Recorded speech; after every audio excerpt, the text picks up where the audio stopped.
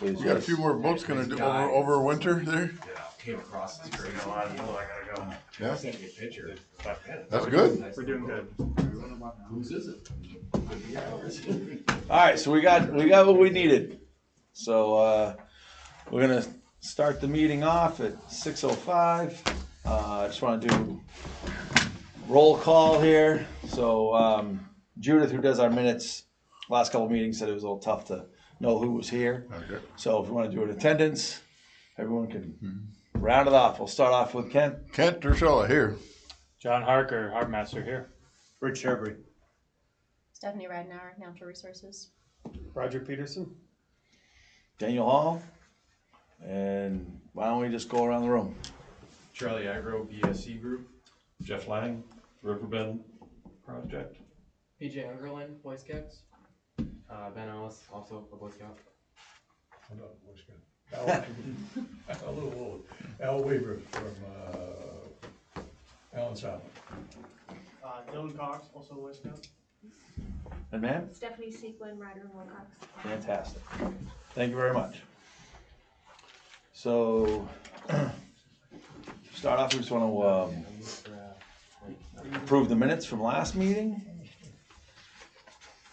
Get a chance to look at those.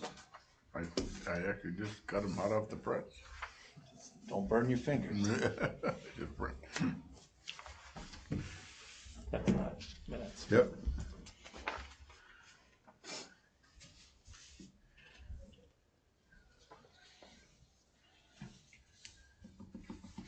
So I'll make the motion to accept the minutes as presented. I'll second it. All in favor? Aye. Aye. All right.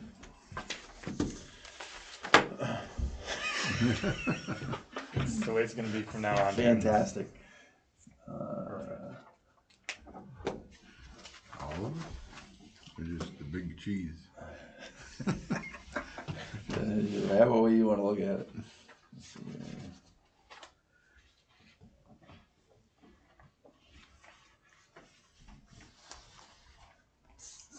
Perfect. Thank you. Yes.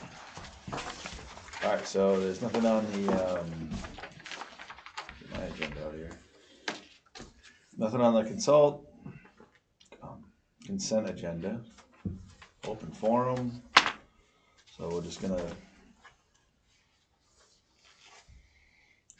let's go to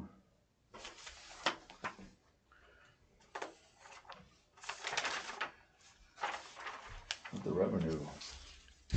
Absolutely. So Yeah. Yeah, let's hit the revenue. there's the revenue. Again, these numbers, they're going to fluctuate if you look at like a 5-year trend.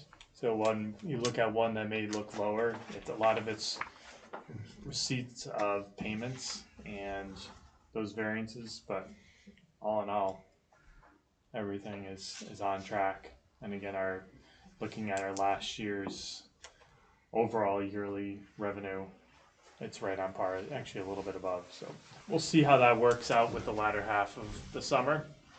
Just so I know, do you for guys- 2026. Do you run on the July cycle? We do. Same as the town, or January? Okay. July. Okay.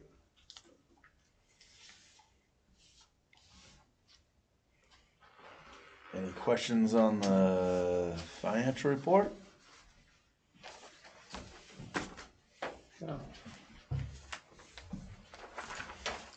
None. Moving on. Perfect. Moving on up. All right. So new business.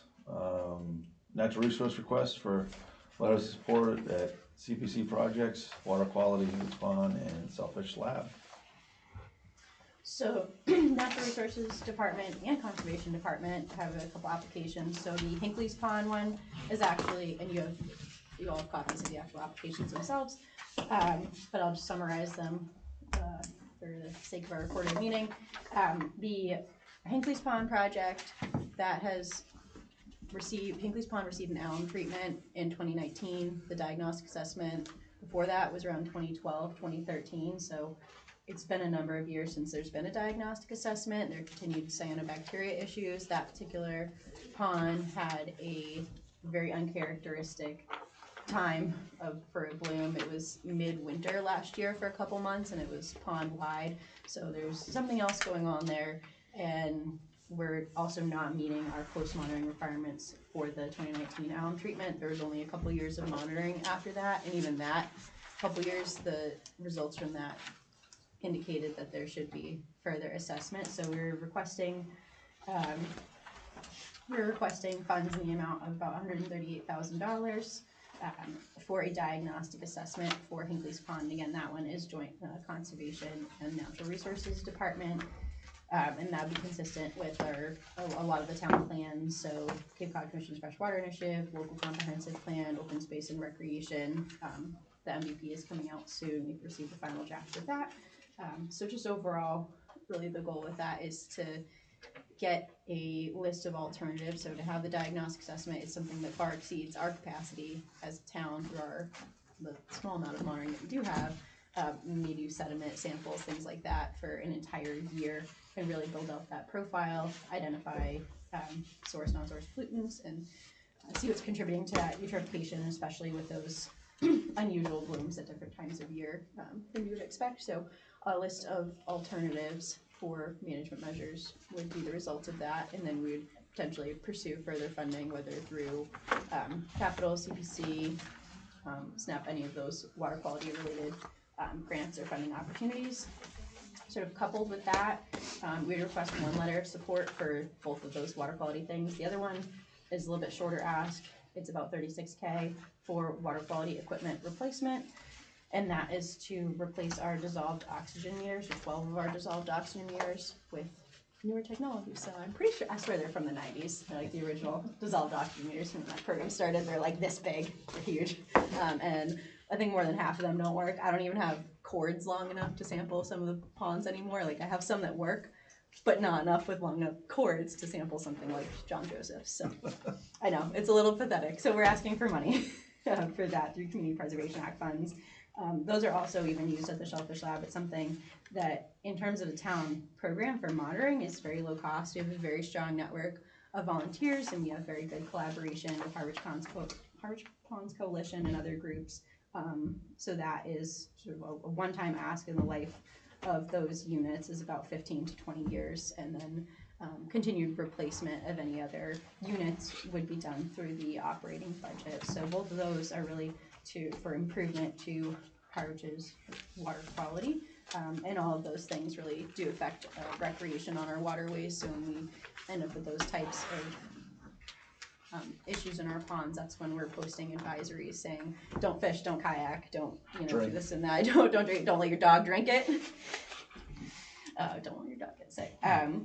But so that it is really important that we address both of those issues and continuous monitoring programs. The monitoring does allow us sometimes to sort of flag a pond before it gets to the state, like West Reservoir or something like that. All right, so then the second one that we're asking for a letter of support for is from the Natural Resources Department for about $25K, and that is for updates to the Shellfish Lab. For anyone not familiar with the Shellfish Lab, it is the town's propagation facility. So we grow quahog and oyster seed, and then we broadcast that throughout the town's shellfish habitat to enhance the wild population. And that is, like I said, the sole propagation facility. We operated at about 2/3 capacity this year because of the condition of some of the tanks and the equipment there. So this request would be one for tanks, and then since we'd be pulling the tanks out to do the floors at the same time, facilities would be contributing in kind with their labor. Thank you, Sean and his team. The tanks would be solid fiberglass mold with a little bit of a foam core at the bottom, as opposed to the wood-based tanks that we have covered in layers of fiberglass and gel coat. And those actually are from the 90s. So everything, we try to be very resourceful there. We reuse a lot of PVC, and we do the best we can with the resources we have. So we would still be using the same silos and all of the other equipment. It's just a simple update of the tanks and an improvement. And then the other small ask with that is some educational enhancements. So that would be signage, so some nice waterproof signage for educational materials, magnifying glasses, and microscope for the kids programs that we run there. So and when we're in season, bring your family by. We do free public tours whenever the lab is open. If the doors are open, come on in. And then we also do a number of educational programs with we do middle school, Harwich Conservation Trust, their preschool explorers, the shore program at Monomoy, and are open to any other collaborations. Our hope is that having some more of that equipment, educational materials, so that it would enhance that free programming to the community. And then the tanks really just, we need those to keep growing shellfish. So that is the ask. So that would be 2 letters, one for water quality and Hinkley's, and then one for shellfish lab. Fantastic. Good Anything pitch. from the harbor master? No, I mean, we fully support it, and especially the lab side. Well, both of them are equally important, but the lab side is something that the harbor master department, the infrastructure, we're in charge of, and it's deteriorating, and we've been helping out with trying to patchwork the inside. But I mean, I think we can work on something and get these new tanks hopefully funded, and then eventually, as we're pitching at the capital outlay for the next 5 years, to have the lab replaced, and these tanks would be transferable, which is really important. Yep. And the demand of people coming in asking for more broadcasting and more shellfish is high. Yeah, So I this would bet. support that ask. Any questions, concerns, comments? So I'll make a motion to draft a letter to support the 3 varying asks from the Department of Natural Resources from the Waterways Committee, that we are 100% support their ask with CPC funds. Who's drawing up that proposal? Well, we're gonna say we support, we're gonna support the projects as proposed, right? Right, Yeah. so, but you still need someone to write. You want a letter? I mean, if you wanted a letter, you could draft one. If you wanted. I'll just, those are for like, those are for later. All right, If you'd like to support I'll be it. in touch. Let the All big, right. let the big We'll, cheese do we'll it. make, we'll make that happen. As a committee, I think she's right, like, get a letter going, then we can all sign it and stuff. Yeah. Make it formal. Maybe at the next meeting we can. Right. Theirs Okay. is due Yeah. December 1st, is the Community Preservation Oh. Committee's ask. I don't think we all need to sign it. I think Yeah, I think you're the right. chairman can Yeah. take care of that and Yeah, be done. I'll take care of that. Thank you. Get a second? I'll second. All in favor? Aye. Aye. All right. That carries, and we'll make that happen.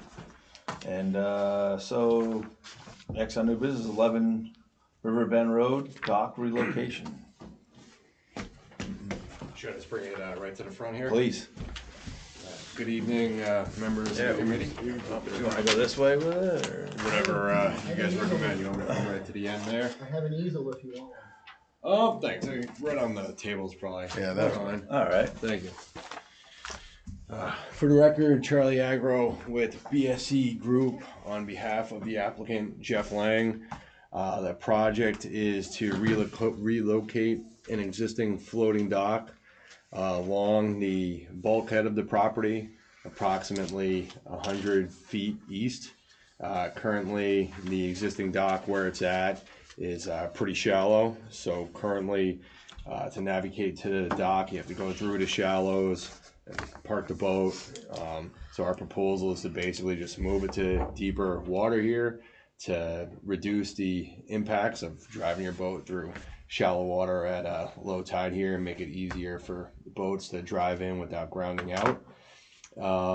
Even still at this location, it's naturally deeper, but still doesn't meet the requirements for the town's bylaw for that depth under the moored vessel.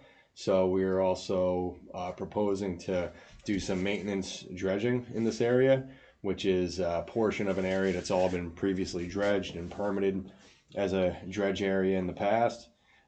Dredging is minor, 70 cubic yards, down to a depth of 3 feet at mean low water. So I think with this, we're keeping the floating dock behind the corners of the bulkhead here. So we're really not impacting the navigation of vessels in and out of the area. And I mean, by dredging, if anything, we're kind of improving navigation very slightly. So I mean, with that, we also did a shellfish survey of the area, which was included in the package that we sent. And similar to other shellfish surveys that we've done of this site and nearby areas, we basically found a lot of mucky sediment with practically no shellfish except for one live scallop. So any questions, I'd be happy to answer them.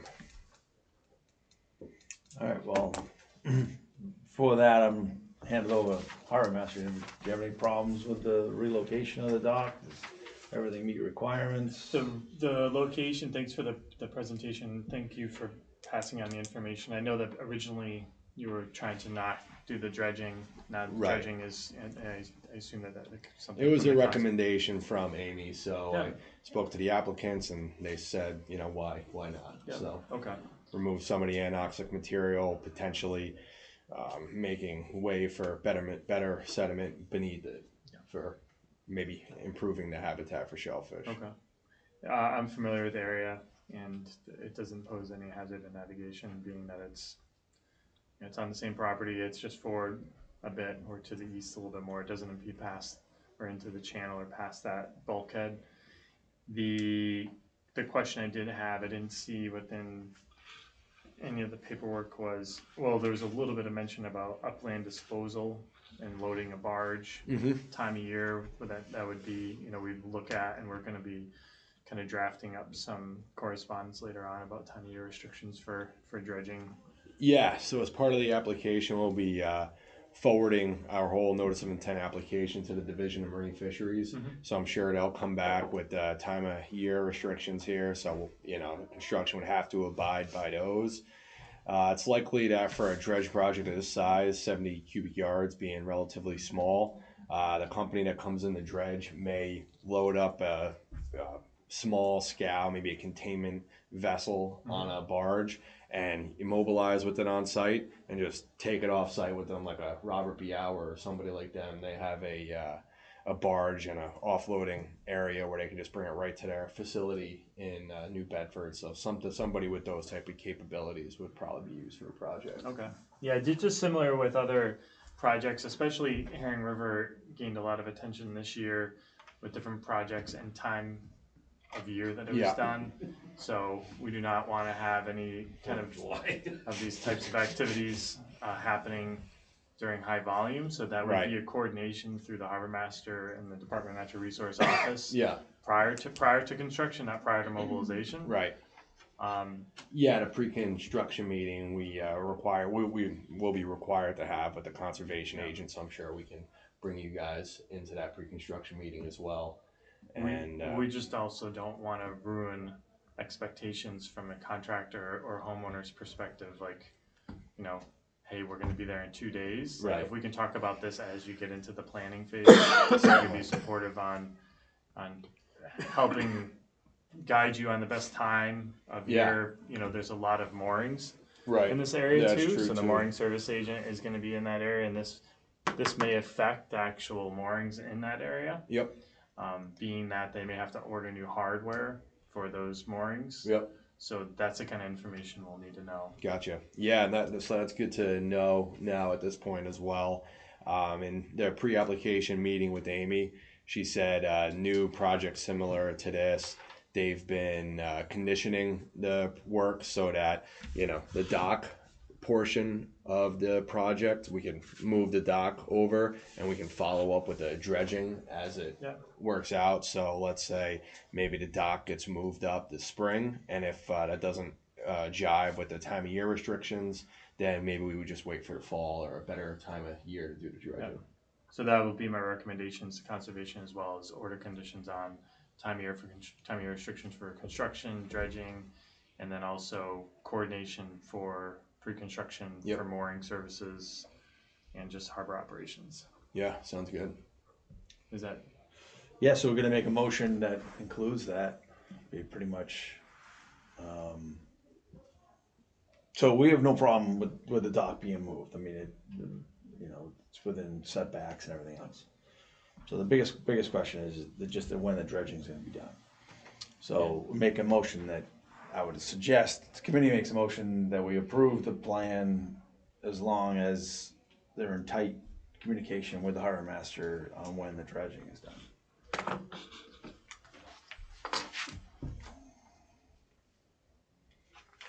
Yeah, I've, for previous property owners, I've delivered and picked up boats at that dock. And that's needed, something that needs to be done to. I was wondering where that came from.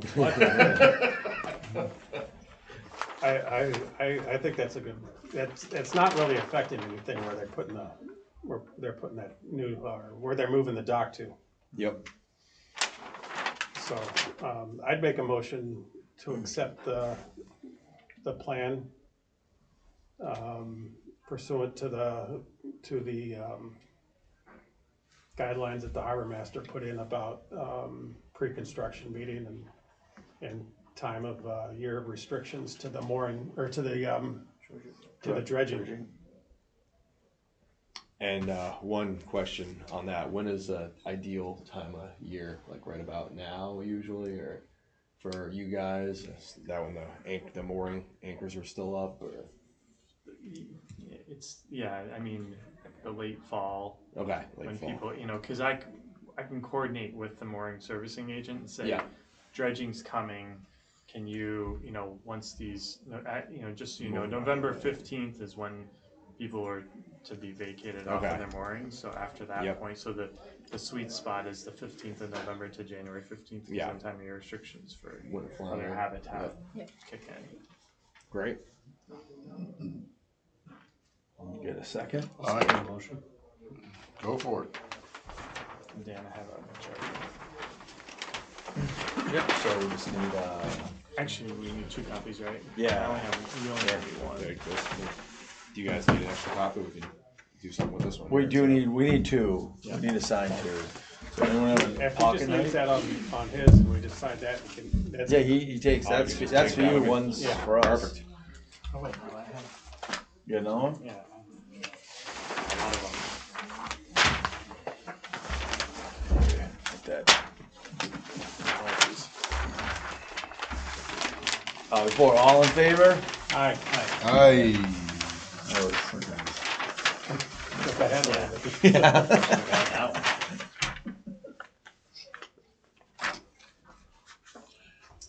11, what is it, 19?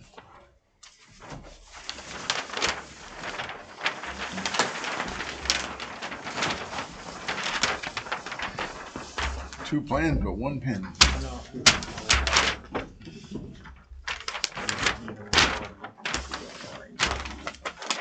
Yeah, I know there's that mooring float that's sometimes over there, sometimes it's in this area, and then maybe another 1 or 2.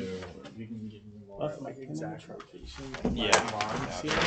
Then I can go to mooring services and be like, hey, how many do you have in here? And Yeah. a lot of times they put it in, no one goes on it. Yeah, so I'll give you these 2, The plans and will follow then maybe that. a little bit of a buffer, depending on where the Rich contract needs to send it over there. with the Only one of them. Number bid. Thought ahead.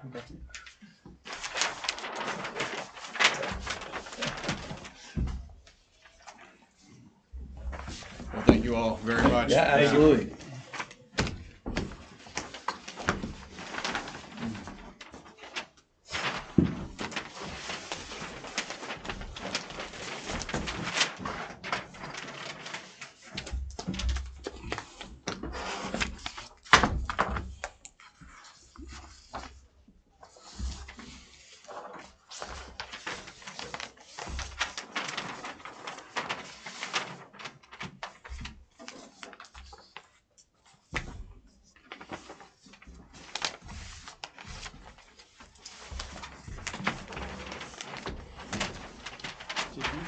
Did you get the stuff yes. that was right here? You get Danny. I think I put it right over here. Gets a copy, yes. Yeah, and we have Oh, one. yeah, that's my signed minutes. Okay.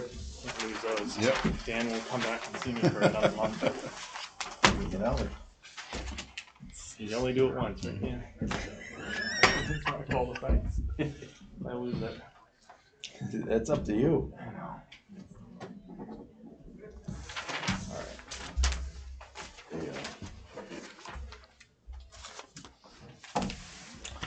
Moving on to 19 Walker Woods Road, seasonal fresh dock and swim platform. Morning. Hello. Good afternoon, good evening. Right there. I have several copies here. Do we just want to spread one out in the middle, Yep, or I can yep. hand Yeah, one out in the some middle. extra? One in the middle would be good. Mr. Don, Yes. nice to meet you, and nice to meet you, Stephanie. These two have been very helpful with my questions, Fantastic. trying to figure out navigating this process. My name's Stephanie Sequin. I'm an engineer with Ryder and Wilcox, and I'm representing John and Debbie Duart, who are the owners of the property at 19 Walker Woods Road, Walker Woods Drive. They have very nearly completed the construction of a new house on this property. It does have frontage on Walker's Pond, which is a great pond. They obtained approval from the Conservation Commission to clear a path from the back of the house through the woods down to the edge of the pond, and now we're requesting approval for a seasonal removable aluminum dock. As it's drawn on the plan, and this is not a final plan. It's I labeled it a preliminary because we are still working out the details, but as it's shown, there are 6 sections of aluminum docks. The docks have stabilizing pads on the bottom, so that if they sit on the pond bottom rather than having piles that need to be driven, making it easier to put in and take out on a seasonal basis. We are showing 2 additional sections at the deep end going perpendicular, only because that's what the Harwich wetlands regulations say is required, so that is how it was presented. The owners actually don't want that much structure. They would be perfectly happy with just a straight run of these dock sections. We showed 6 sections extending 64 feet out from the edge of the water in order to get 2.5 feet of depth at the deepest end. If they can get away with any lesser depths, they would be happy in order to have fewer sections. They envision, kayaks, canoes, paddle boards, no motorized watercraft here. So if there can be any leeway on the depth of water at the, do I call it seaward end, they would be agreeable to that. Less is more as far as they're concerned. So I have the details of the proposed dock and the sounding showing the depth of the water. I also included, this is a very large piece of property. On the north side, the proposed structure is 83 feet from the abutter, and it's 268 feet or something from the abutter on the south side. So they're nowhere near any other docks, or there are several swim floats on this pond. They do have, this is actually, the house is going to be put on the market, so there will be a new owner at some point. We envision that new owner may want to put out a swim float, and I'm not sure what that process is, if it involves you or if it's strictly something that goes through your office. So yeah, I would advise just on the swim float not to move forward with that because the mooring is not transferable. okay, So they would have to apply for a mooring permit. okay, makes sense. We have not filed this with the Conservation Commission yet. We're trying to get the feedback here first. So, Okay. so Stephanie, we were talking earlier today, so the plans aren't finished, so that you would be coming back with a finalized, so Yes. this is just more of like to acclimate everybody. Okay, yeah, that's what I was what's kind of like, all right, well, is there anything really to approve here then, or is it just? No, because they would like to eliminate the two L sections at the end. And if they could shorten it and not have that 2.5 And they're only feet doing of this depth. because of the restrictions that are, No, the bylaw. Yeah, I think bylaw. it's an L or a T is what they require, Yes. like the Conservation Commission's requirements for their regulations. Right. Yeah, that's they mainly have a- because it's usually power boats on the end of it, where this is Right. just a kayak. Right. Which I suppose potentially there could be Right. transitions. Well, no, No, so this is this is a non-power boat. Power boat. So, yeah. yeah, you pond, can't, So, and this has, so the non-power boat part. But you're gonna have electric motors, right? You can have electric and with trawling, but this wouldn't be, the construction design is not a waterways. That would be a conservation, but from my standpoint on where the location is, the design currently of the dock, it's in an area that's, as you said, like kind of away from, there's a little bit more of a congested, I wouldn't even call it congested, what, there's like 5 docks, movable docks on Yeah. the whole pond. The other ones are kind of away, so there's no navigational okay, question or hazard or concern. I don't see anything wrong with the design from a waterways perspective, but Okay. yeah, for you with conservation. And the design would be Okay, something we'll that work it out with them. you would have to work it out with them, Okay. yeah. It wouldn't be a waterways thing, but we wouldn't. And we have nothing to do with storage, Correct. right? That's all conservation. Yeah, and I think Amy's good. It sounded like those conversations at least are going well. Okay, good. so is there anything for us to, Not a thing.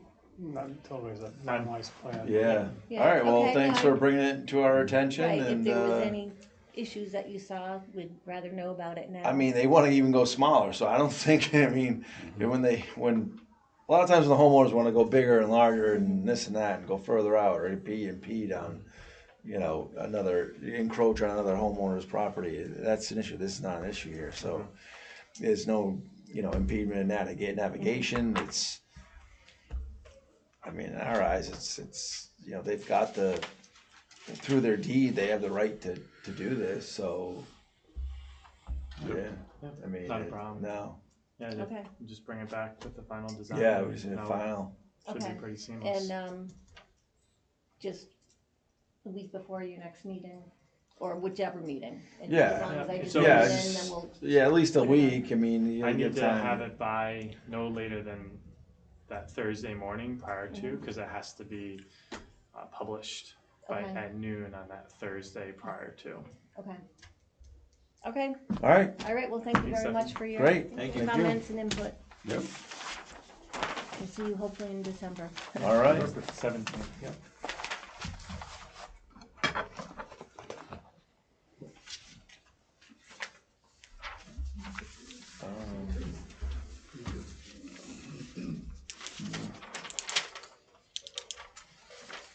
Boat ramp.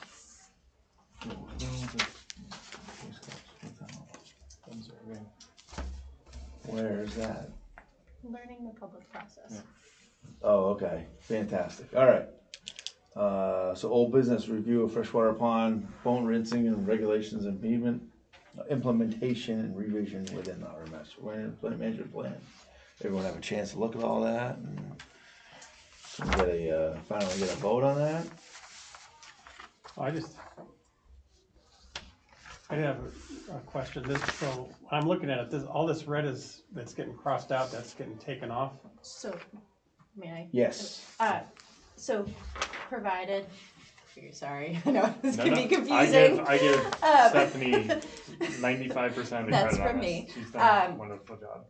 So it's just a red line draft to show Yeah. you what is being replaced, so anything that is crossed out in red is what is being removed, and if you're looking at that appendix part, it's just because the CMR changed, So the only language change in the regulation itself, under section 13 of the harbor management plan, boat ramps, it's 13.8, no person shall wash motor vehicles, boats, or any other personal property or equipment, or flush motors or other equipment at boat ramp facilities.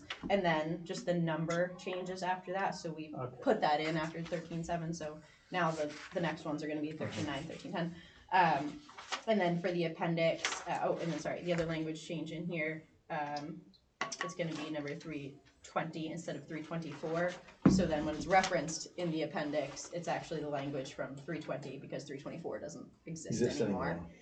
Yeah, that makes sense, but that's just so it's transparent and online for anybody that might be curious to review the proposed change to the harbor management plan under section 13.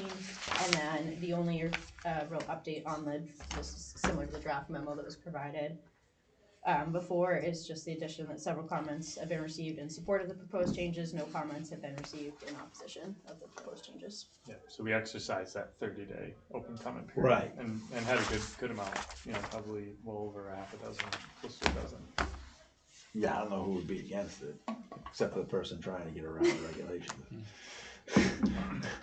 But even then, I think people understand. Yeah. So that was it. You cool So with we that? gotta make a motion to accept it? Well, And this is gonna apply to every ramp in town. Well, the only ramp that it's actually being, yes. Yes. Yes. But the only ramp that we're actually seeing it right now is Long Pond. Right, no, I understand that, I just wanna make sure that it's. But then what other freshwater Yeah, I think. ramp do we have? Well, I that's, mean, you could dip in at Cahoon. Yeah, but that's Brewster. No, No, Cahoon's down. Cahoon's Harwich. That's Harwich. You're thinking the other side, yeah. Yeah. Cahoon's down at the end. No, I know, but That's first off, if you try and get a 10-footer into Cahoon, good luck. You need a Correct. truck to And get they- it out right. of there. Well, they used to. Yeah, they used to, but that's all filled in with sand. That's all sand now. Right. But I mean, I know the Brewster side. I know Long Pond. Like, But just, for answering your question, yes, it would apply to boat ramps in general. I don't think anybody's flushing their motor in salt yeah, water they're not doing anyway, a, so they're not doing a dual I think we're, twin I think we're engine. good there. I know that part, I just, Cahoon's actually Yeah, that's in considered Harwich. Harwich. Yes, I'm That humanitarian is there. tight. That is a tight line right there between Harwich and Chatham. Yeah, we have That little bitty pond on the other side is Brewster. That Yeah, little bitty thing. yeah. Yep. those are our moorings right off the beach. That's right where the town line Yeah, is. no, well, okay. Shoot, Learn something every day. you can barely walk down that ramp. Never mind, get a boat. Just gotta cover the bases. So, motion? You started. Yep, I'll make a motion to accept the harbor management plan. The change in our. The change, the revised plan, yep, I mean, I'll second. All in favor? I, Aye. All right. Got changed our management. Thank you. Thank you, Alright. Stephanie. Now we're on to 37 Nons Road. See what we got this month. Yeah. all right. I'm just gonna put this here.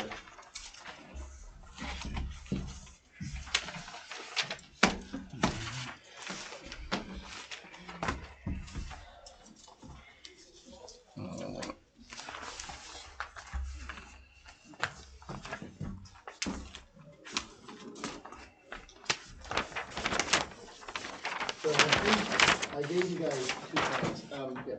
For the record, Mark Burgess of Brooklyn Consulting, representing the Davidsons for this project. Okay. So the first plan I had submitted to you guys was a comparison plan, which showed the old location versus the new location, and that was probably good so you could compare. The actual plan, I submitted this to BSC to get stamped. I haven't heard back from them yet, but I don't anticipate making any changes to it. Or having to at this time.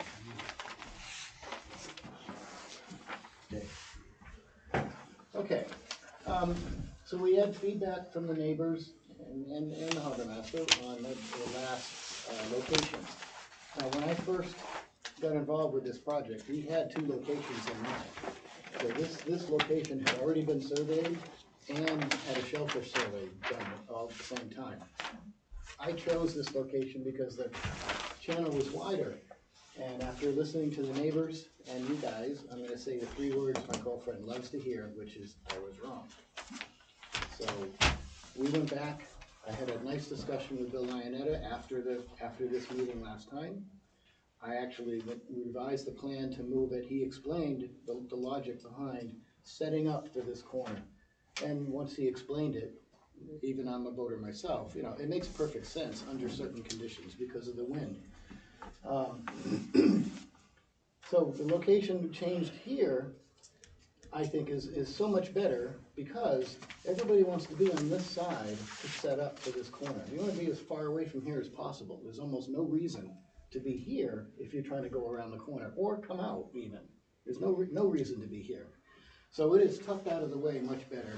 I assume the stakes are still there. They are. Good. I pounded them in. I took a ladder out there on the tide and pounded them in. The dock is shorter, about 8 feet shorter. It's only 20 feet long now. Doesn't even need any intermediate piles. So it's attached to the bulkhead, two outer piles, and that's it.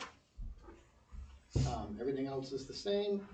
I tried to increase the dredging, but still keep it under 100 cubic yards. And the only reason to do that is because over 100 you need a water quality certificate. Not a fate worse than death, it's just more permitting, and I'm all for less, not more. But what I did was I tried to increase the dredging around this corner. I was gonna try to shave off this corner to make it a little wider here for everybody else. But that's as far as I could get and still provide a good approach for coming in and out. So that's 99 yards, I believe. Yeah. Everything else is basically the same. So in addition to meeting with Bill Lionetta, I met at his house with the Allen Harbor, the not headmaster, what am I gonna say that? The head guy at the Allen Harbor Yacht Club. I forget his name now, I'm sorry. But he was there. And then another gentleman, Ben Stevens. And he is, if you go down this channel, you'd almost go straight into his house if you went straight ahead. He is next to a property, just north of a property that has a rock rivet right there. So he's been there about 10 years, I guess. I met with him. We went to the site and looked at it. He tried to contact all of the neighbors to get as much input as possible. And he did send an email today, which I'd like to read into the record because it was just sent today.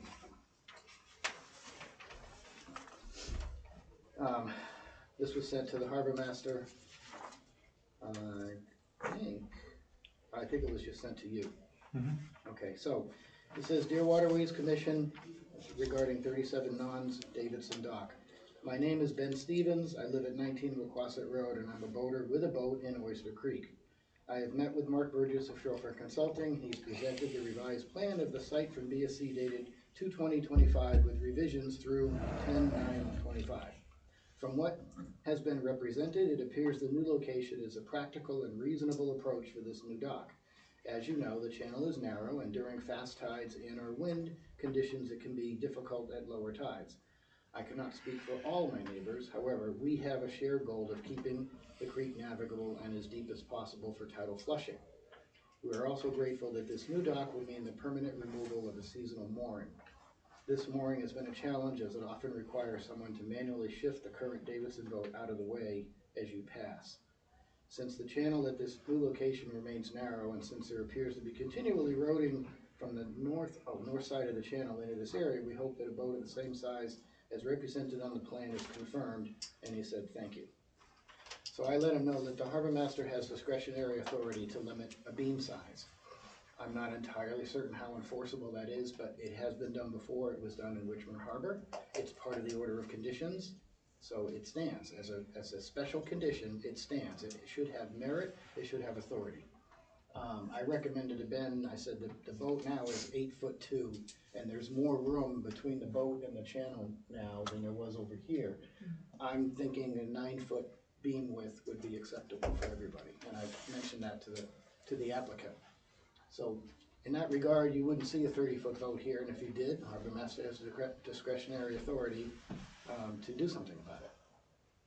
So that in trying to herd all the neighbors, and now the other, I know that the Pies don't have a problem with it. Now the Pies on the Davidsons had mentioned to me that in their experience of being there, during the summer, they did not see an instance where two boats obviously tried to pass at the same time.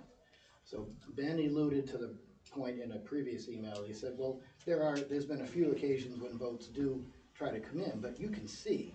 So just like any other instance, somebody has to stop, you let the other one go by, and the other one go by. We're not talking demolition derby out here or anything like that. Remember that there's only 14 properties and there's only 11 docks, so that's 11 boats that have access to this channel any time of the day. It's not tidally restricted or anything. So what are the chances that two boats want to go at the same time? And if so, everybody just has to be an adult about it. And like, you probably have a worse chance of getting a parking space at Stop and Shop. So so in my opinion, obviously, I don't think there should be any problem with navigation here. It's not the narrowest part of the channel. It's 32 here. It was 38 over here, but it's 27 just past the corner. So again, if they can make it past here, there's no reason why they can't make it past there. The design of the dock is the same. And, oh, okay, so last time we were talking about shellfish, and I didn't get a chance, I don't think, to say this. So there's a bylaw for conservation that talks about docks sited in shellfish areas. Since that regulation has been in place, there's about 16 docks that have all gotten variances against that regulation. And it's because the applicants have been able to prove that between mitigation and dock design, that there's minimal effect to the shellfish habitat. They just haven't updated the bylaw. In this case, we have numerous proof that a properly designed dock in a shellfish area has zero impact to the shellfish. I think I gave you the shellfish survey from the Pie dock. There was a follow-up survey done last year. That's the 41 nons. Exactly. Yep. Yes. And the shellfish population was actually increased from the previous survey to the follow-up survey. And there were oysters on the fiberglass pilings. If you go up and down the Herring River, you'll see that any of the docks that have fiberglass pilings, they have oysters attached to them. I don't know why, I'm not an oyster, but they seem to be okay with it. So that's my main point for shellfish, is that if it's properly designed, there are no impacts. You would, of course, you would remove the shellfish in the dredge area like we did. All of the conditions that we used to put this dock in place would apply to this one. You transplant the shellfish. You could reseed if you want. You can have the applicant reseed that area themselves. Now, the standard mitigation that's been used over all the past years was a $6,000 contribution, either $2,000 a year or one check for $6,000 to the shellfish fund. Heinz Proft and I went through the calculation of that, and for a 10% survival rate, it was still enough to successfully seed 105,000 square feet. It's more than 2 acres. So you have not only does that fund could be used directly to reseed this, or you could certainly come up and have the applicant pay for a shell fisherman to go out there with seed or through your office, however you want, and specifically reseed that area. All of those are acceptable forms of mitigation. But I think I have other follow-up shellfish surveys in the Herring River, but this one is right next door, so we're talking apples to apples. Zero impact on the shellfish, and that even might include the fact that if anybody shellfished the area, that the population is still good out there. And I have at least one other instance in Herring River, the same thing. We have pictures of people actively shellfishing by the float, but the follow-up shellfish surveys were consistently as good or better than the original beach, before a dock was put there. So I guess with that, I'm happy to answer questions.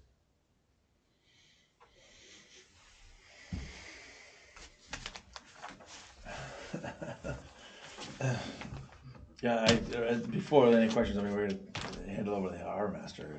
I mean, Yeah, what? I think Mark, thanks for everything again. And I think we'll probably bounce around a little bit because, you know, Stephanie's got some things and I have some things to support what she has to say, and then I'm sure with the rest of the committee, but, you know, channel width regulations are set as a standard. And what that ensures is that there isn't consistency of variations. And what I mean by that is that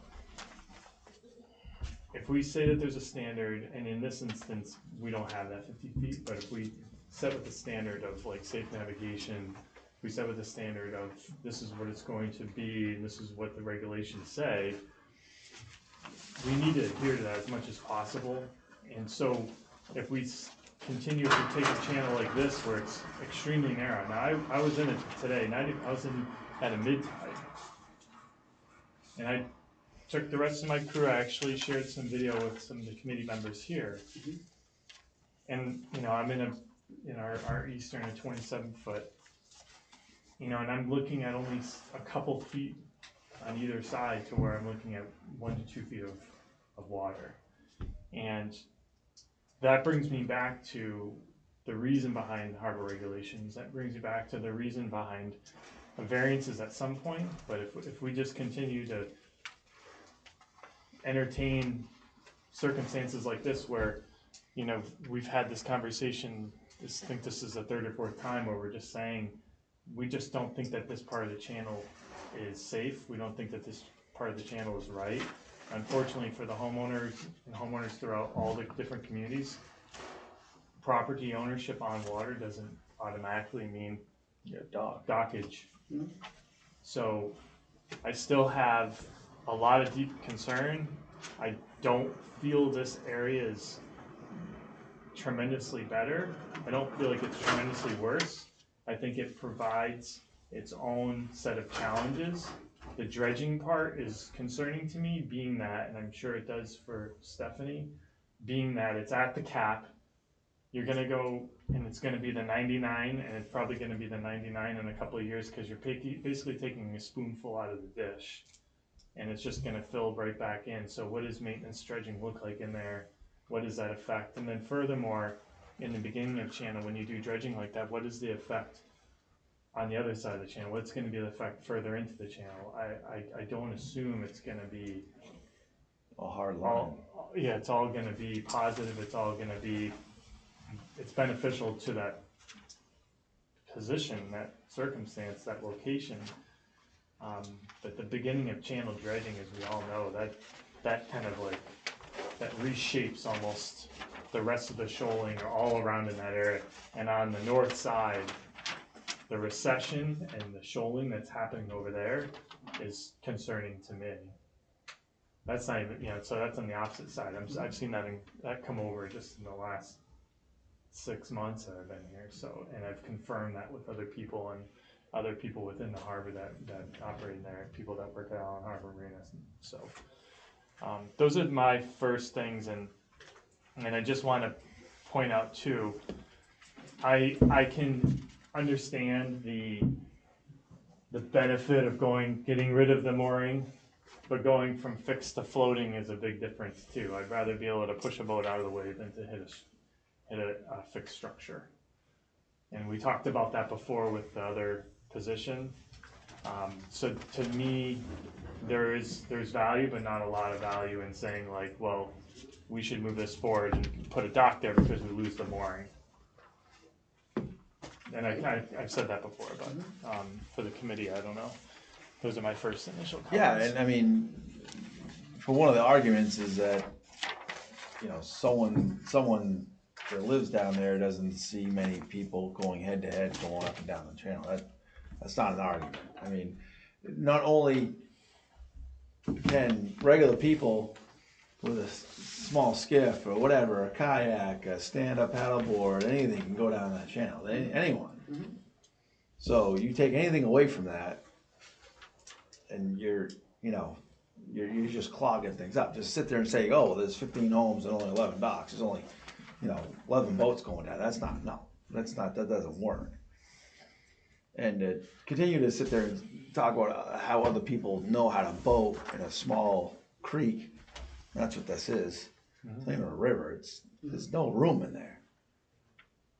So, that's just my opinion. It's just to try and make that argument about, all right, we're pulling this in.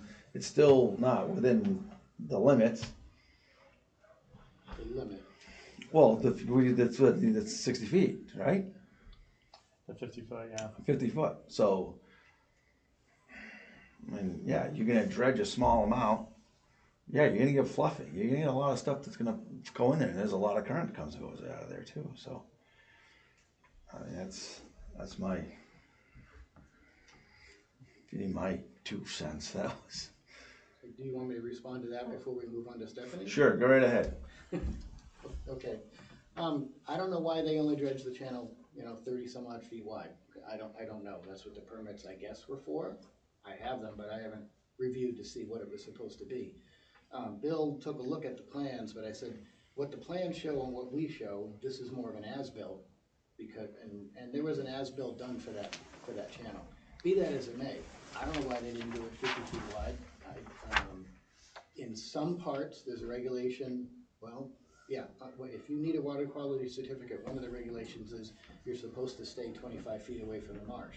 Well, that didn't happen in this embayment either, because on the far west side by Ben's house, they dredged way too close to the marsh, and that's sloughing off, and that had to be fixed in one property, Mr. Weaver, to the far north. And Ben has actually got an approval to do the same thing, to put some fiber rolls up against the marsh. And that's because it was dredged too close.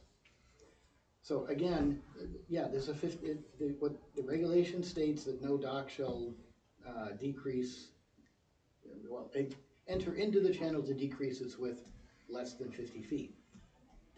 Consider this pre-existing non-conforming. And you've got to step back and say, okay, why was that regulation written, and what was the intent of that regulation? The intent is whatever you do, you don't narrow the channel, right?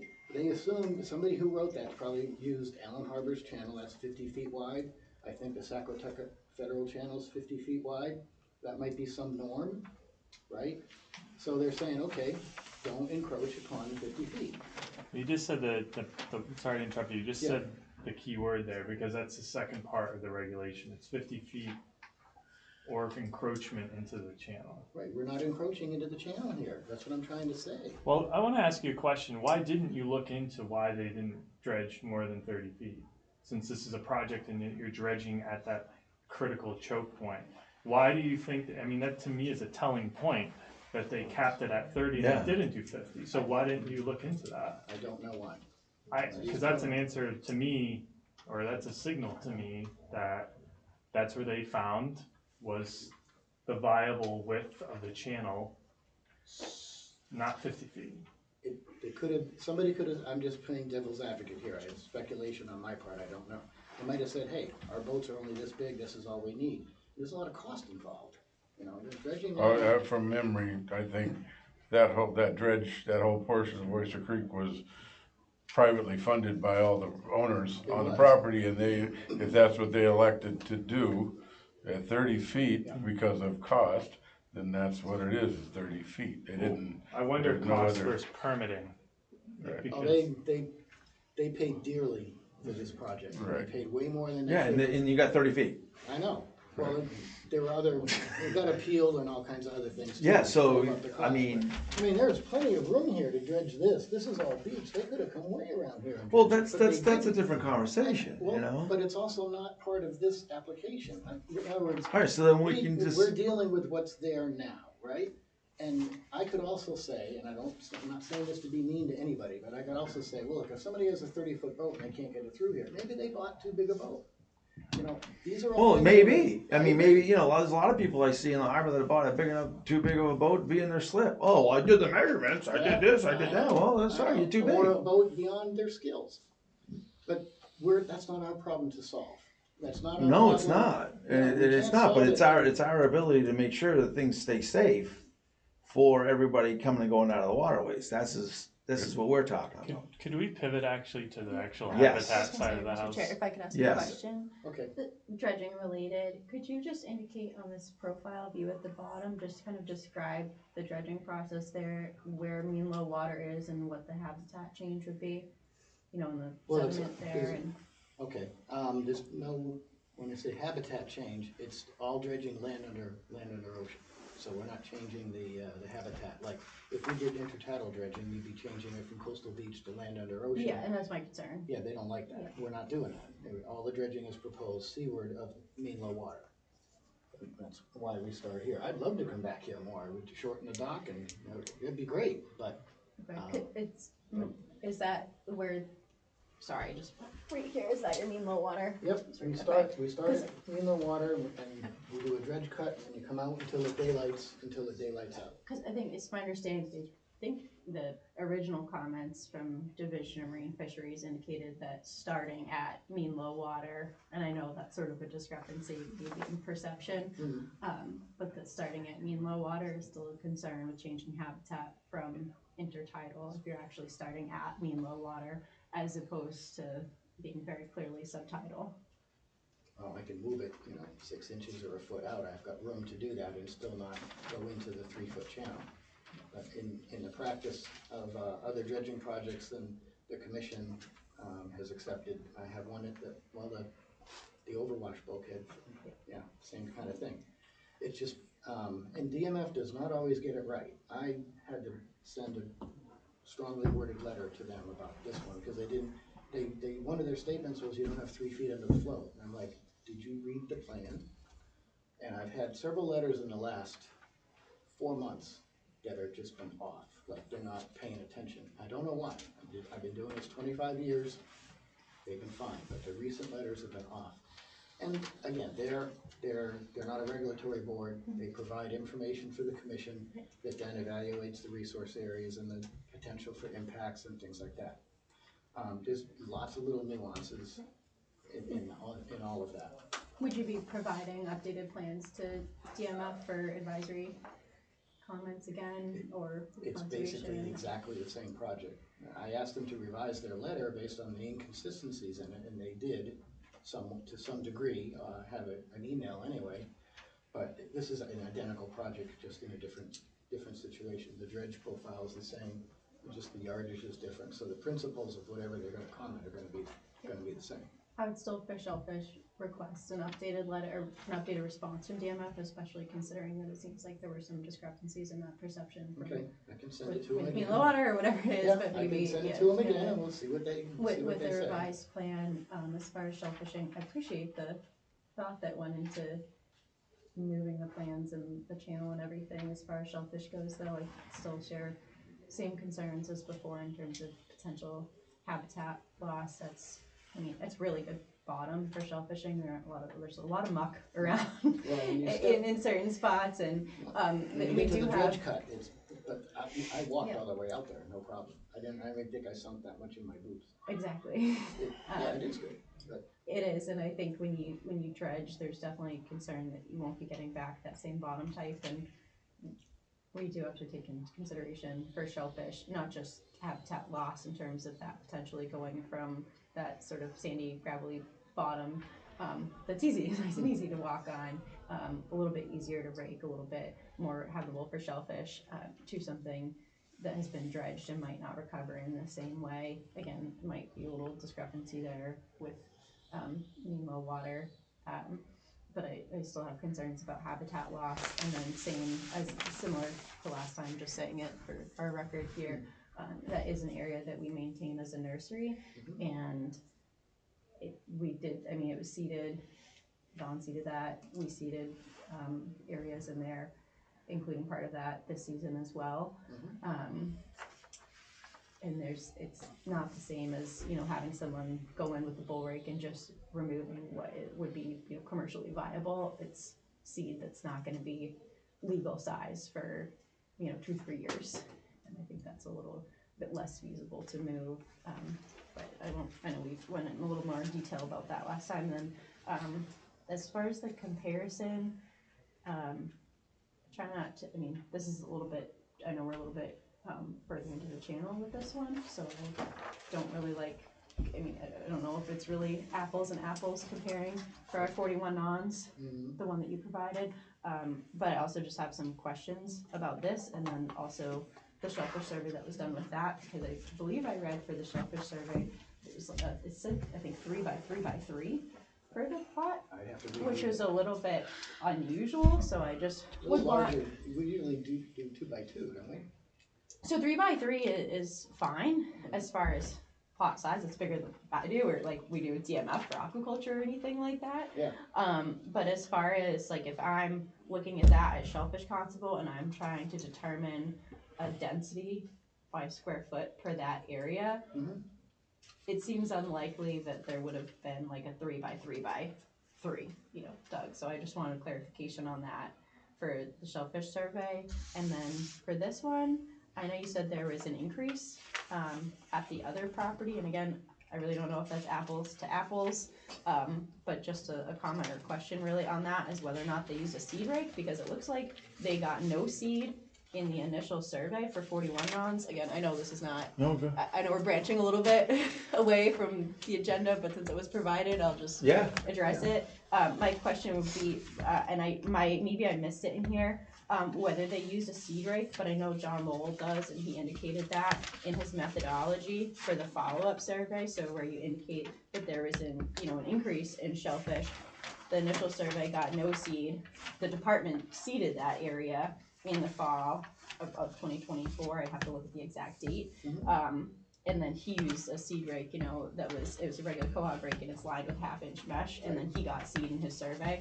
So you're looking at one survey that got no seed, and then another survey that is definitely used a seed rake and got seed. So I don't know if there really was, I don't know how that plays in. And it's also somewhere, again, that was very actively, it seems like, used as a nursery for municipal propagation.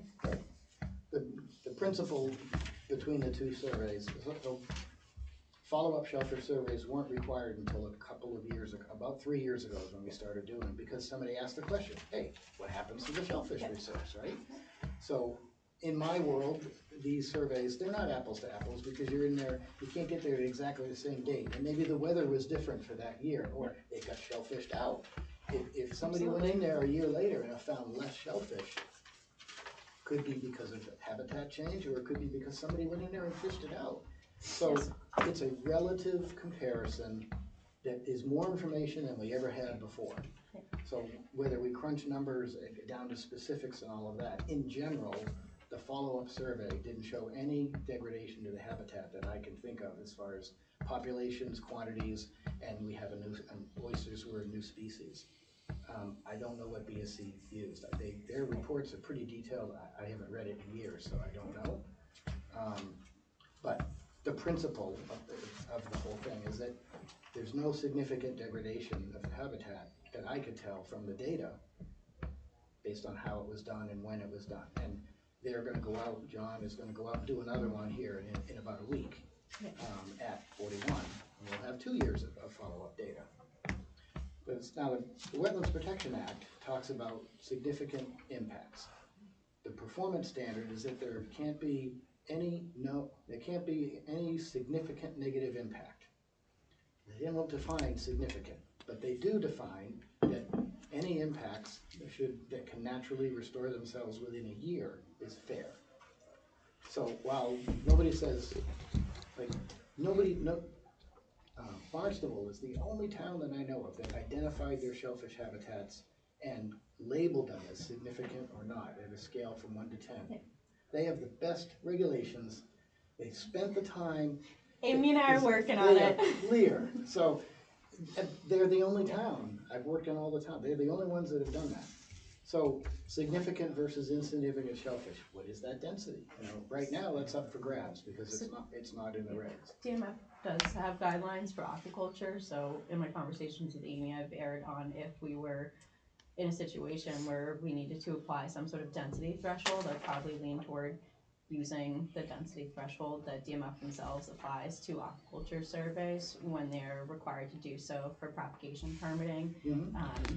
And that would be, where they're not displacing basically a significant wild wild fishery, or wild shellfish that are occurring. You can't put a private aquaculture grant there. So we're working on that. I think last and still the same concerns for habitat, and that I would argue as well that we have 2-year-old shellfish there. So if you're talking about being able to mitigate, being able to sort of resolve that within a year, that we have 2-year-old shellfish seed there, we'll have 1-year-old shellfish seed there, and that's on a cycle where those don't reach legal size for a few years. So I think it is disruptive to the shellfish nursery that we have going in there, that we have going on in that particular habitat. And then that does have ramifications. I mean, we don't have that many commercial permit holders, but we do have a few commercial permit holders that, I mean, someone was fishing there, in conservation went to look at the stakes that we're in. We do have permit holders that actively fish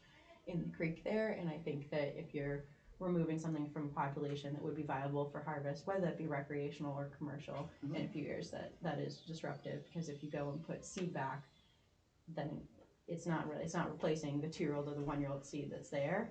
It's going to be ready in 3 years. So then you're basically creating a couple years lag in the cycle. If we have something that's permitted just for your own, like if we know something's in the pipeline that's been approved, department absolutely works around that.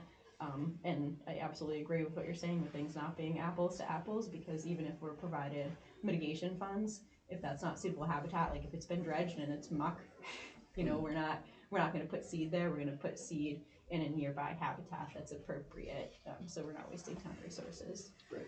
And then just on the cubic yards for dredging, I think my only comment on that for the committee would just be to express a lot of concern around that threshold of 100, avoiding water quality certification, in that, I know we talked about this with conservation as well, it's a real fine line, and I get that the permitting, it doesn't sound fun.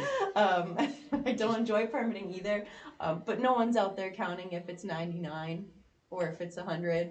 Really, I don't know exactly what the. I mean, I can answer that. So I'm sure there is some accountability for that, and I know Mark can speak to the accountability, but just from the permitting perspective on that, I'd rather just have it be whatever it needs to be, whatever the permitting looks like for that, if it's being proposed, as opposed to, sliding in at 99 plus or minus. DEP will actually let you go to the full 100, but I don't like to cut it that close. Yeah.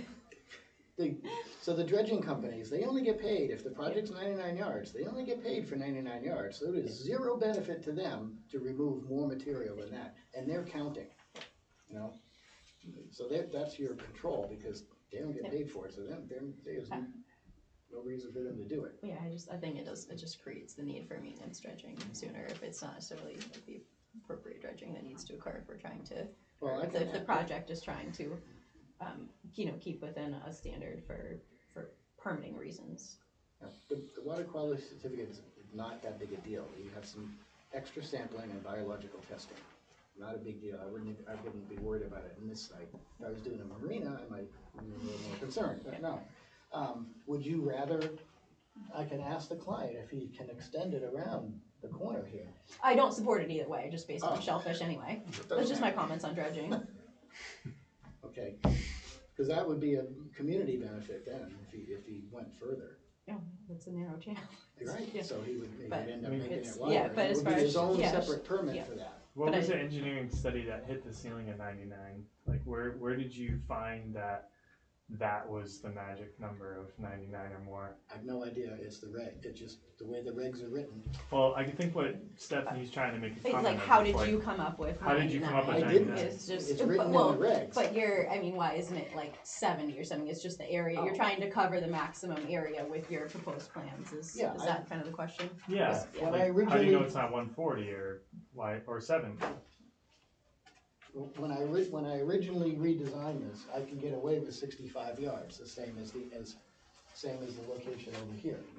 I just wanted to do a little bit more to help To open the channel. benefit, to open it up. All I know is what's written in the regs, like any other regulation we follow. The water quality regs say any dredging over 100. So they must feel that any dredging under 100 is insignificant enough or not significant enough to to warrant this other testing. I was just asking I where don't know you why. landed on, like, everyone asks for 99 because they don't want to do the 401, Yeah. right? Yeah. Let's be honest, like, So Right. you could get away with this project if you did 75 yards? Yeah, and I only need 65 to actually get it done. Get 3 feet under the float, you only Yeah. need 65? Yeah, but what happens is these wings get a little shorter, that's all, so you and then have there's to, probably gonna be more maintenance. you have to. So generally, because of the regs, the more you do, the better it is. The longer it takes to fill into where you'd have to do it again. Now, this isn't, the only current here is titled, it's a sheltered water body. And in talking with Bill, he didn't feel that the channel had changed a lot since they dredged. And that was over 10 years ago when they did the second dredging. So we're not talking about like Saquatucket or the outlet at Allen Harbor that is a dynamic place that's changing constantly, where you have to go out and dredge coastal beach and turn it back into land under ocean. I still don't understand how you guys can do that, and we get to feel like we're twisting the head off a puppy. So at any rate, is there something specific you want me to get back with you?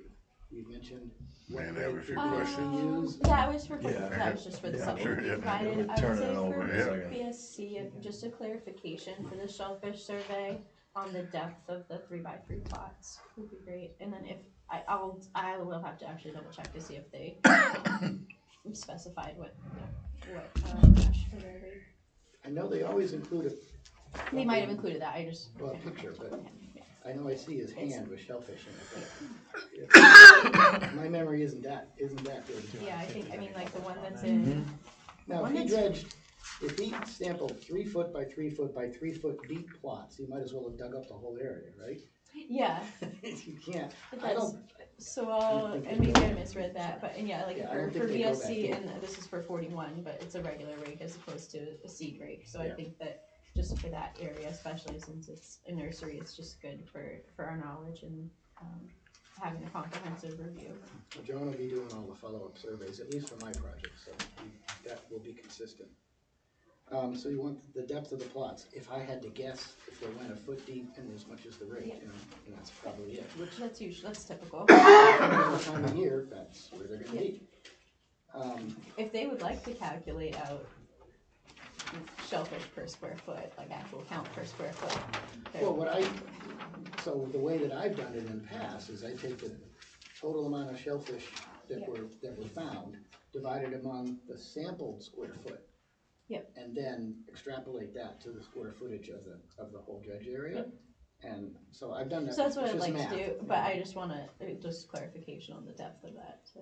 Okay, do you want me to estimate what I think the shellfish density is, or do we need it? I can do that. Okay, it's just math. Alright, What so, else do you need? is that, That's it. That's it? okay.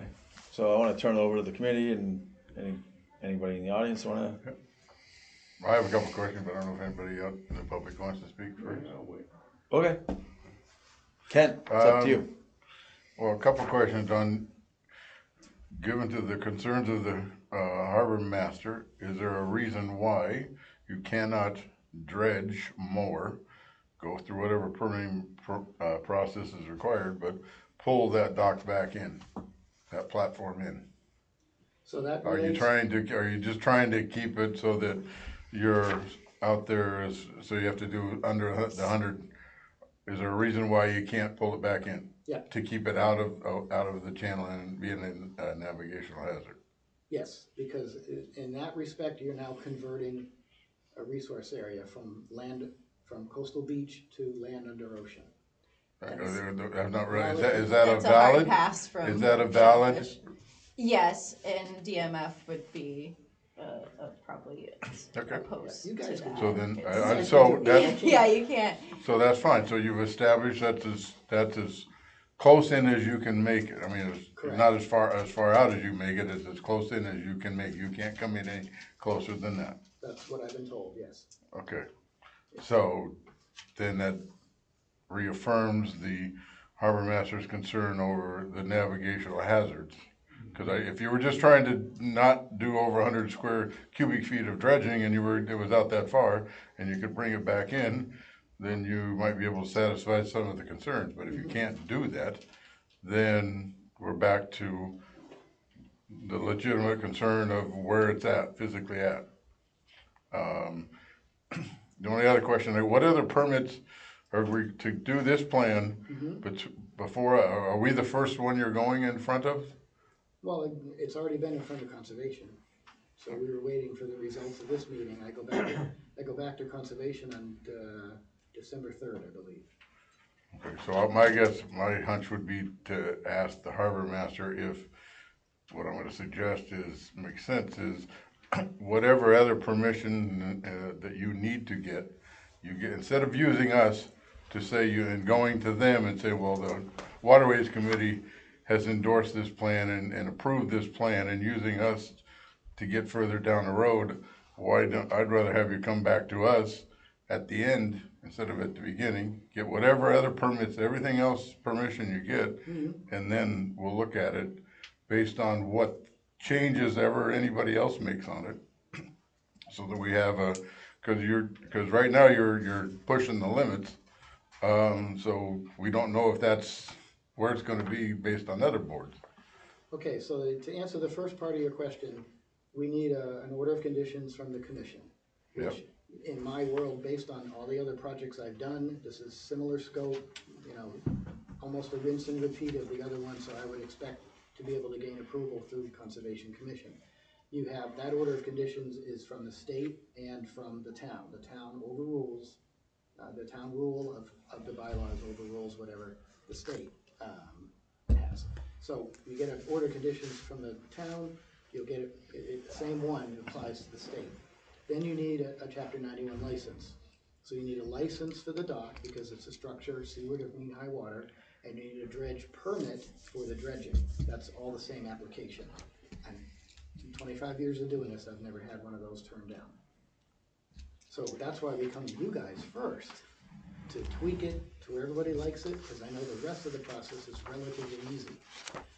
If you want us to go through conservation, they would then, they're looking for your advice as an advisory board, but they have to go by the regulations. Navigation's not part of the Wetlands Protection Act. So it's up to them to rule based on their opinion or their evaluation and assessment of how the project relates to the Wetlands Protection Act. It's great if we have your endorsement, you know, that's the way to go. But that's why we come to you guys first. I agree, we're an advisory, we have that. absolutely no authority, we're advisory. I just kind of refer. There's still power with us. I didn't mean there's power, that's what I said, is, are you using us to get exactly down the 100%. road? But the thing is, it's still, we're still looking at that 50 feet. Yep. You know, that's still one of the hard lines here. It sucks. The 50 feet. Oh, but, okay. Encroachment. Again, you gotta remember, why was our regulation written? They used a 50-foot standard. The principle of the regulation is that a new project does not narrow the channel. We're not narrowing the channel. So it's unfortunate that it's not 50 feet, but there's no requirement that says a channel has to be 50 feet wide. It only says that if it is 50 feet wide, you can't encroach upon it to reduce that width. So we're not doing that. We're not encroaching to reduce the width of this channel. That's the intent of that regulation. They just used the number. Well, I can't speak for that. You don't want to encroach into a channel, right? I mean, Alan Harwich coming in. So to the harbor master, would this be, I mean, we gotta get an answer on this. We're gonna go around and around in circles. Is this plan encroaching? Is this plan impede navigation? We went out again today, and again, there's other people that I'd like to hear from as well. Other people have navigated the channel, but we did go out there today. We looked at the stake, and the stake is on the outboard side of the vessel that would be moored. Is that correct? At your 9-foot depth, or is that the edges of the dock? It's the first pipe is the end of the dock. The second pipe is the center line of the seaward edge of the float. So I went out and I looked at the last pipe, and then considering, like you just said, another 9 feet beam, fenders, now you're looking at 9.5 to 10 feet. You are encroached in the channel. I mean, you are from where we were, where I showed them on video, and with my deputy and assistant harbor master, you know, we were in the vessel today, looking on either side, a typical size vessel for that harbor, maybe a little bit larger, the 27 Eastern, but width-wise, definitely within or below, because it's a very narrow boat. And we were looking at, on either side of us, only a couple feet until there was a shoal. And now, adding on that 9 feet, a water-dependent fixed structure, in the beginning of a channel, these are all compounding factors we've kind of talked about over and over and over that don't give me, you know, if I look at this structure is built, the structure is in place for the life of that property, probably, if not longer. What are the chances and what does that impediment and encroachment look like over its lifetime? That's a lot in my eyes. That's a lot of risk that is imposed on that channel when it's undue. We're not doing a replacement, we're not doing a revision, it's a new construction. So my job is to balance the risk and to evaluate the risk. And I think collectively, the committee, collectively, the department, collectively, the community members that I've spoken to, that have come to our office or spoken to us, have all voiced their concern of that high risk. So that's my job as harbor master, is to take this all into account and to communicate that and to enforce the regulations. And that's where the encroachment part of the regulation, I do see, stands. All right, well, with all due respect, and I understand, I do understand where you're coming from, I don't interpret the regulation that way. So that, and respectfully, we can disagree, that's all right. Yeah. Absolutely. You weren't even at low tide today. No. And then from the regulations, when we say channel, the water dependent regulations define the deep water channel as -3 mean low water. It could be something else, but that's what's written, so that's what we use when we define the channel here. It's -3 mean low water. If it was -2, it would be wider, but that's what the regs say. It's my Bible as well as yours. And my intention today of going underway and evaluating the actual scene at a mid-tide was not the intention of finding fault or that this project was not going to gain. My intention was to find the value of the information that was provided, you know, via packets. I mean, there's a big difference in between what we see on paper and what we see on a vessel. And that's our job. You know? I get it. And so that's I tried to find, you know, the truth in that, and that's what I did, and that's my job. So I'm also curious, so Gregorski is here, and there were some pictures I put in the filing that were taken from this point looking this way. So this curves in this way, but Gregorski is actually out further. His beach extends further, and he's got they're not fiber rolls, they're not gabions actually. But so his shoreline comes along like this. So the channel, this isn't where you're coming in. You're coming in like this. I probably should increase the area. Not really. You're Not coming really. in more like this. No. I mean, I But I mean, you're not coming in. in. But yet again, you're speaking for other people. You're speaking for other people on their boats, on what their situation is, and this and that. It's not. You're speaking on experiences. So the channel from there comes in, you're pretty straight. Yep. Straight coming right in. Yeah. Maybe straight this way, but I'm saying you're not over here. You want to be out. Yeah, No. but I go in there at low tide. Yeah, we're not every handing 2 out weeks. pamphlets for anyone that comes and goes out of there. Be like, oh, you want to be right here to get this angle. Where's the apex of this corner? You want to. That's the engineering me. Yeah, right. No, but you know, but if there's a paddleboard in the way, you can't be there. So you want to be over here. But then if the kayak's coming in. Well, but it's not our job to regulate against non-common sense. Okay, there's only so much you can. No, but it's our job to keep. Yeah. So. It's our job to mitigate the risk. I think the boat that's on, that he keeps on the mooring, I could see maybe allowing that boat. I think that's a 14 or 16 foot. I don't know. Yeah, something like that. It's got like a 6-foot beam. It's like a 15-whaler. Anything wider than that, I think is gonna, because you got a 9-foot beam. It's not right up against the dock. There's 2-3 feet. It's gonna be pushed off the dock between you get fenders and stuff like that. So really off the dock on a 9-foot beam, you're 12, 13 feet off the dock. absolutely. Yeah. But if you're, well, I guess, if We you're can splitting move to hairs, public if you're Yeah. both, if you're both We can straight move to down public. like this, yes, if it curves in, you've got some room.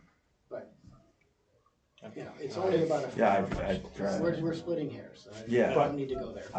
I still think, like, if we wanted to limit to like a really, like a 15-foot wheel or something like that, I could get behind that, Okay, but not anything over 20 feet, so really, a 6-foot beam, something like that.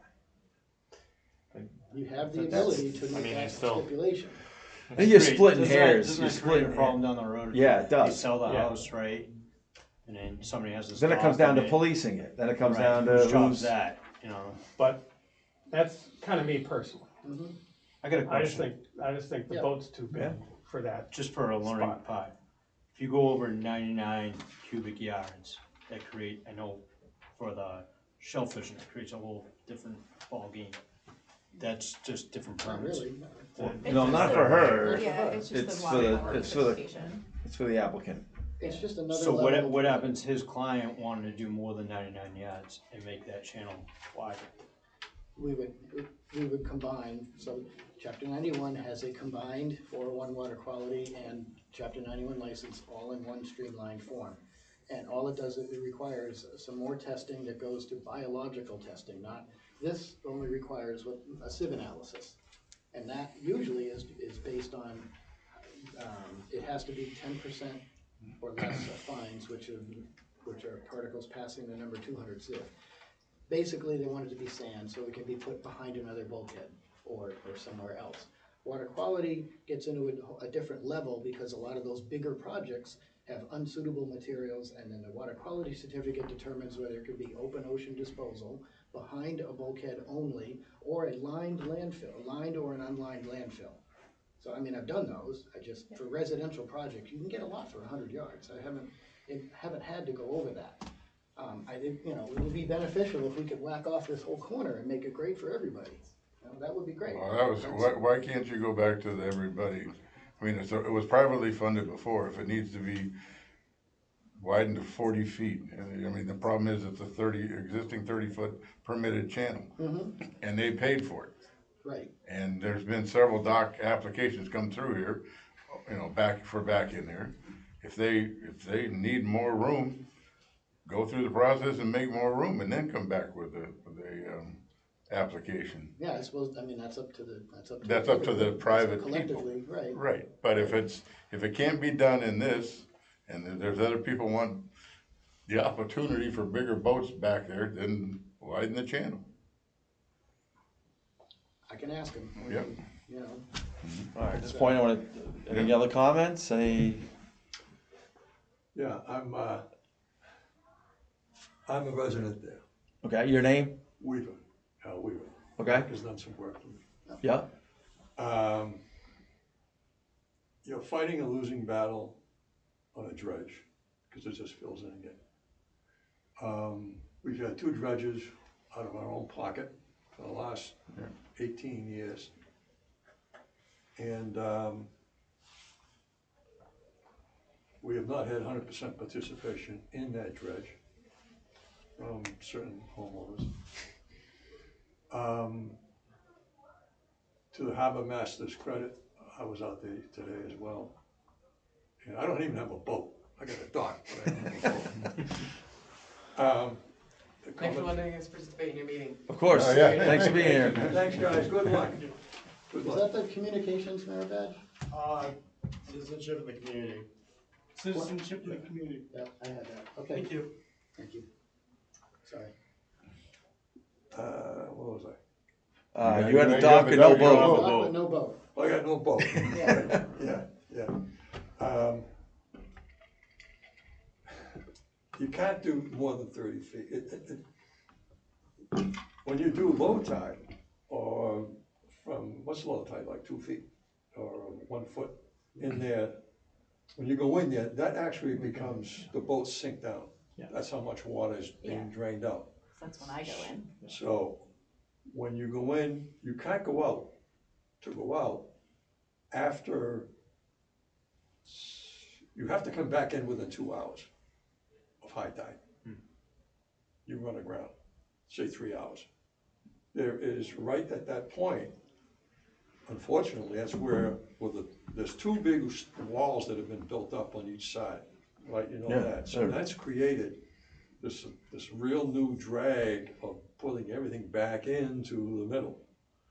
And it's just, you can walk across almost from any point to the other side at maybe, you know, mid-low. You can't go in, you can't go out. And we have tried to work with both the Pies and Davidsons, and I know Mr. Davidson, long time. We don't want to be argumentative on this, but the reality is, to what this gentleman said about, you're gonna have a boat out there, it's gonna be cutting into more of that space to travel back and forth. I just don't see, I don't see at this point, how this plane's drawn up that can work. I just don't think it can work, honestly. And we have no objection to them putting a dock out there. It's just the fact that I don't think it's gonna work. There's no space. There is no space. There really isn't space no matter where you go. And what's happening on the other side, what's your harbor master, what's your name? John. John? Yeah. Okay. On the other side, you've had a major erosion. You've seen that, that's all filling back into the channel. And that owner and a couple of the others on the other side don't want to, we pay for the dredge without full participation, but that's being accelerated. That side over there, that's pulling more and more crap, stuff, ground, and there's a couple of trees that are falling in. So, I think we all have a problem there. I think in the next 4, 5, 6 years, I don't know what the hell we're gonna be doing, but I think at this point, Sounds to me, from what you're saying, is you need to do some maintenance and dredging before. well, yeah, we actually, it's getting bad again, so they've started some process to do another third dredge, which is another 60 grand a piece out of our pockets, and the town, you know, I guess legally can't step into it. But we don't wanna do another dredge. We really don't, but I think we're gonna have to. But I mean, who's to say what kind of impediment this has? So you dredge your 99 yards or feet or whatever. But then, so you have stuff fluffing on the other side of the channel, which could then, this little void could then suck more in. You'll get sloughing from the other side too, is likely.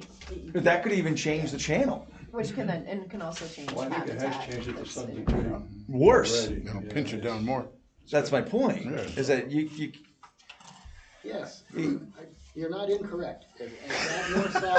As that north side erodes, it's gonna, everything wants to seek low ground.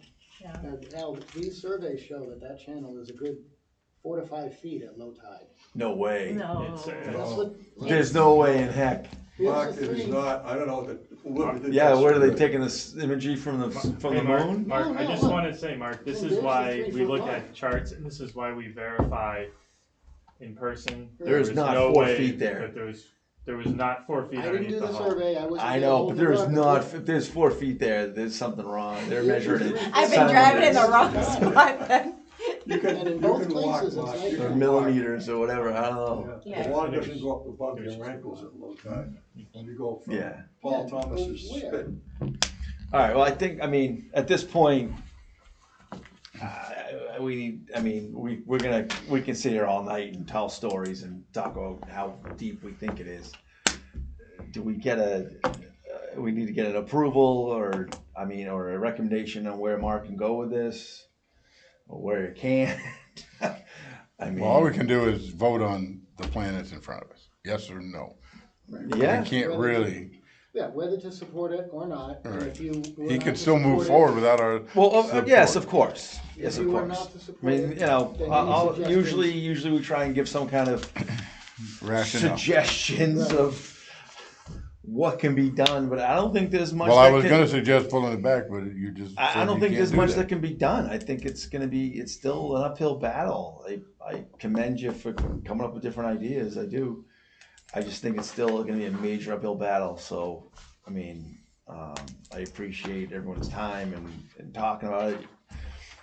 Weaver? Well, he was my client. He was the Used to fiber roll. like- Yeah, he was one of the. Yeah, fiber no, roll- it's all good. He It's was just, the fiber roll project that we. I mean, fixed I mean, if these projects fit, we're never opposed. We don't want to oppose or take anything, keep anything away from anybody.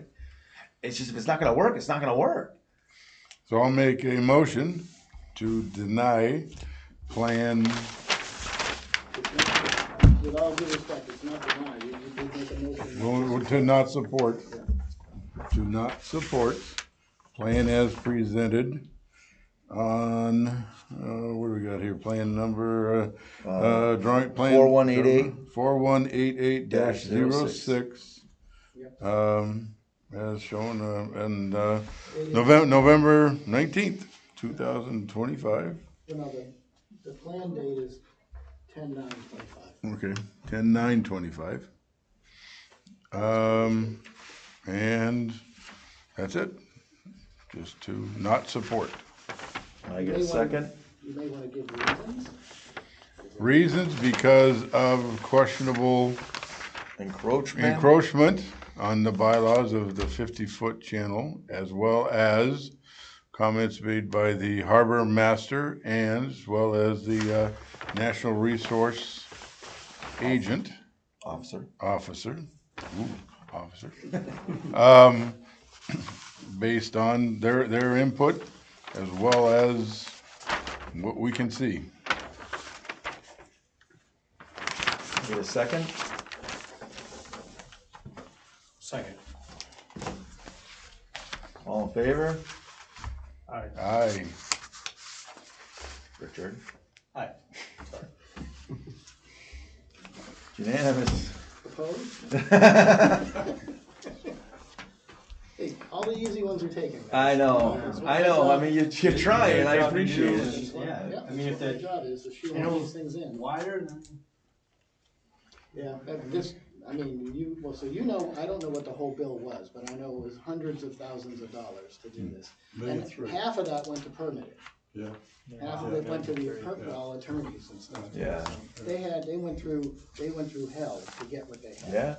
Can see why they. Mark knows, I mean, he was there with us, and it was tough, and they changed the regs on us in the middle of the stream. I know it was the Army Corps of Engineers or something came back and said, well, you gotta do this now. Ah. You gotta do that, and we've done it twice now. And now we're in the process, I think, we're thinking it's starting to fill in again, so we're trying to figure out how can we I don't think we can do it, and I'm back to your point. 50 feet is 50 feet. We can't do, the first time I think we did 50 feet. I lost almost instantaneously like 5 feet. It's just. Wow. Yeah, and I spent. They dredged right under his dock, way less than 25 feet from the salt. All the way in. And I just, Mark and Lindsay, what's his place, Cape Cod Organics came in. Yeah. I just spent another $100,000 to replant, Try and hold on to that? Try to hold on. They let me fill back some of that back in, almost 15 feet. Wow. We were initially wanted an overwash bulkhead, and then the commission said, probably not necessary in this location. And Lindsay did a great job, well, just for other factors, but Lindsay did a great job, and it's working out okay. It's holding, but And Ben Stevens, the gentleman who wrote the letter tonight, he just got approval to do the same thing. But that's all because I was out there right after I think they did, you and I first met right after the dredging, and they dredged under his dock, like 10 feet from the edge of the marsh. That's why that rig is there. Yeah. And under 100 yards, they won't worry about it, probably because it's too small a project for everything else they have going on. Yeah. At the local level, I mean, some of these projects, by the grand scheme of things, all of these projects, all of the projects that I do, are not gonna stop the world from turning on its axis, they're insignificant. But they're important as well, to the regulations and how everybody feels about them and how you protect your little corner of the world. I get all that. In the grand scheme of things, No, because we gotta adjourn first. nothing I do really means anything, but No. No, it's also something that you're here and the Conservation Commission is here with Amy and all that. You do a wonderful job. It's a tough situation sometimes, But it is what it is, you have to stick to the, you have to stick to the rules. You know? So, Well, thank you for coming in. well, thank you very much for letting me say that.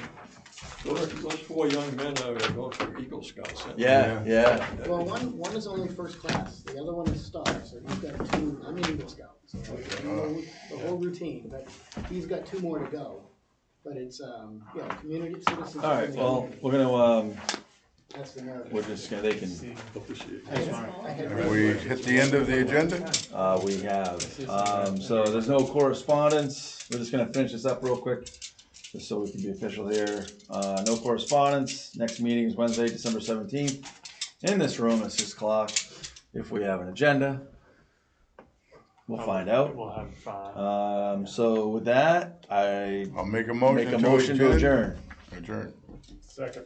Aye. Aye. All in favor?